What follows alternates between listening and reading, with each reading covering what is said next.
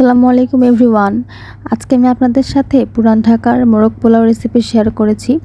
আশা করি আপনাদের ভালো লাগবে। বাসায় নিজেরা ট্রাই করে দেখবেন। তো মোরগ পোলাও তৈরি করার জন্য প্রথমেই আমি পেঁয়াজ বেরেস্তা করে নিয়েছি। এই রান্নাতে আমি টোটাল 1/3 কাপ পরিমাণে পেঁয়াজ বেরেস্তা ব্যবহার করেছি। এটা আমি প্রতি ধাপে ব্যবহার করব এবং আপনাদেরকে বলে দিব। রান্নার জন্য প্রথমে আমি নিয়েছি বেরেস্তা করা তেল। তারপর এর মধ্যে দিয়ে দিয়েছি গরম মশলা যেমন এলাচ, দারুচিনি, তেজপাতা, লবঙ্গ।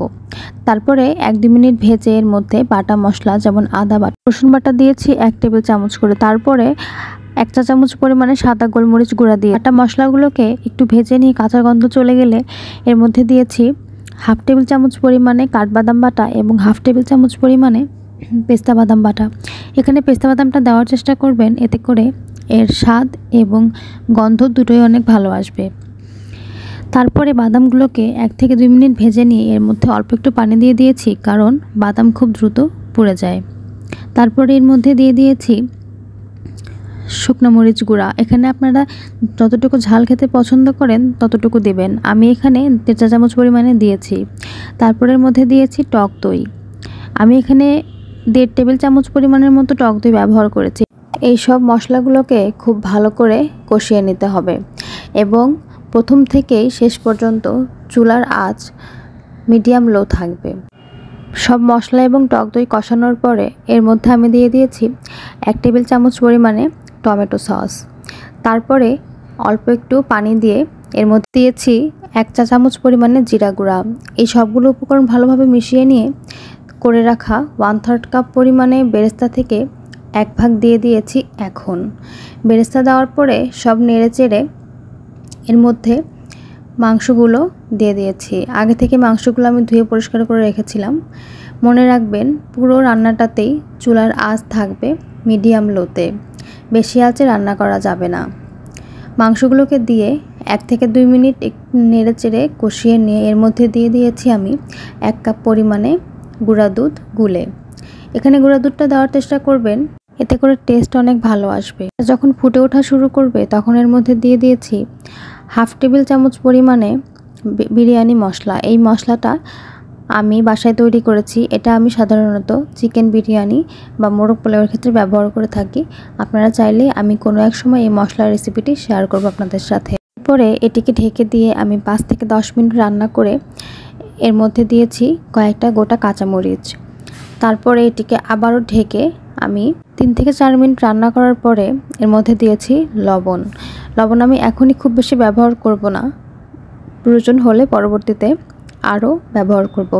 তারপর এর মধ্যে দিয়েছি অল্প পরিমাণে করে রাখা বেরেস্তা। এই রান্নাটি ঢেকে মোটামুটি লো আঁচে আমি প্রায় 30 থেকে 40 মিনিটের মতো রান্না করে নিয়েছি এবং মাঝে মধ্যে কয়েকবার করে নেড়ে দিয়েছি। রান্না হয়ে গেলে এটিকে নামিয়ে রেখে আমি মোরগ পোলাও রান্না করে নিব। পোলাও রান্নার জন্য আমি প্রথমে এর মধ্যে দিয়েছি সয়াবিন তেল, তারপরে দিয়ে দিয়েছি গরম মশলা, তারপরের মধ্যে দিয়ে দিয়েছি পোলাওয়ের চাল, অল্প পরিমাণে আদা বাটা, অল্প পরিমাণে জিরা বাটা, কিছু আস্ত কাঁচামরিচ এবং কিছু আলু বোখারা। আলু বোখারা দেওয়ার চেষ্টা করবেন, আলু বোখারা খেতে অনেক বেশি ভালো লাগে এই রান্নাটিতে। চাল খুব ভালোভাবে ভাজা হয়ে গেলে চালের দ্বিগুণ পরিমাণে পানি আমি এর মধ্যে দিয়ে গোলানো গুঁড়া দুধ এবং স্বাদমতো লবণ। পারফেক্ট পোলাওয়ের রেসিপি আমি আপনাদের সাথে শেয়ার করব শীঘ্রই। চাল এবং পানির পরিমাণ যখন সমান হয়ে আসবে তখন এর মধ্যে দিয়েছি 1/2 চা চামচ পরিমাণে কেওড়া জল। এটা অপশনাল, আপনারা চাইলে নাও দিতে পারেন। তারপরে রান্না করে রাখা মুরগির গ্রেভি থেকে কিছুটা পরিমাণে গ্রেভি এর মধ্যে দিয়ে ভালো মতো নেড়েচেড়ে একে আমি দমে দিয়েছি প্রায় 5 মিনিটের জন্য। 5 মিনিট পরে ঢাকনা তুলে এটিকে নেড়েচেড়ে আবারও 5 মিনিটের জন্য দমে দিয়ে দিয়েছি। তারপরে আমি ভালোভাবে ভিডিওতে দেখিয়ে দিয়েছি কিভাবে কাজটি করেছি। আমি একটু এটিকে আনকাট করিনি, পুরাটাই আপনাদের সঙ্গে শেয়ার করেছি।